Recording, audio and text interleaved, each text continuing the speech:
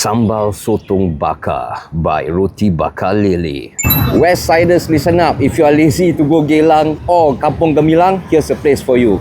Today, I decided to visit the Bukit Gombak Ramadan Bazaar. It's located right opposite of Bukit Gombak MRT at Block 372 Ramadan Fair Bukit Gombak. There are more than 60 booths available for you to get one of the best food in the west side area. But one of the booths actually caught my attention. It was only 4:30 PM when I arrived and there was a massive queue, and that is none other than Roti Bakar Lele. And to my surprise, they are actually queuing for the new menu, and that is the Sambal Sotong Bakar. So, I decided to give it a try. Surprisingly good.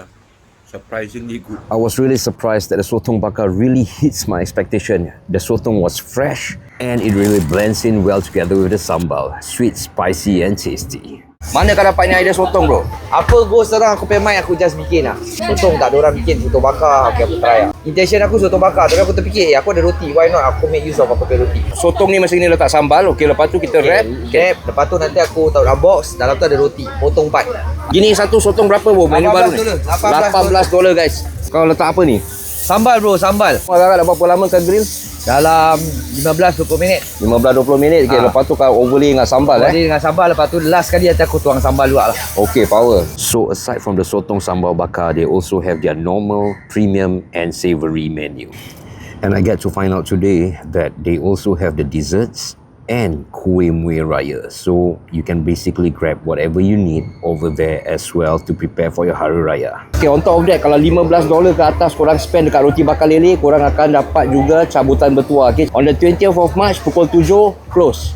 Pukul 8, draw. Okay, apa dia punya hadiah? First prize, second prize, package ke umrah trip. Dan third prize, dapat barang kemas. So, $15, tulis nama korang semua, masukkan dalam ni.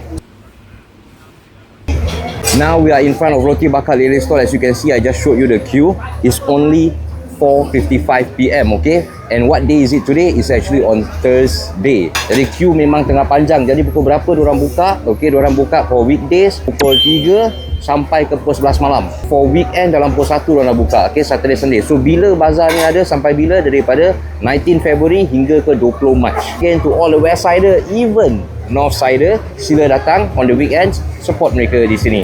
Daripada itu, nama saya DJ MS Hafiz. Assalamualaikum dan salam Ramadan to all of you.